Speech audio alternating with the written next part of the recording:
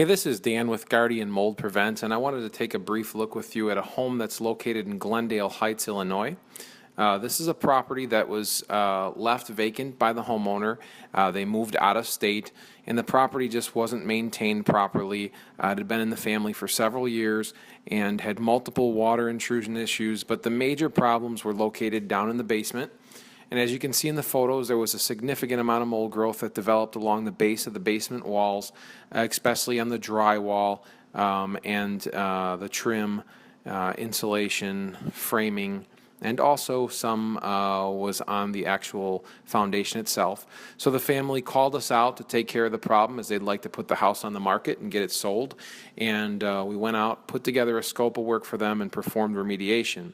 Now, when we talk about remediation, we've got three different classes of building materials. We've got porous, which is drywall, trim, insulation, fiberboard, paneling.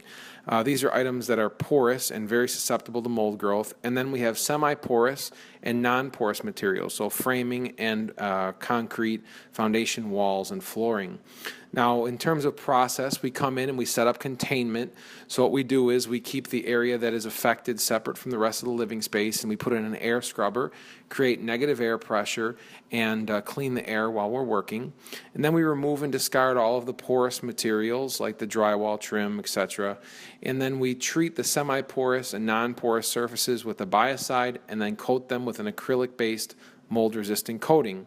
So in this area, you can see the ceiling has been dropped, the non-porous surfaces were exposed, they were treated with a biocide, scrubbed, and then coated. Again, we move down to the basement, and the process is the same. We remove all of the affected drywall that had mold growing on it.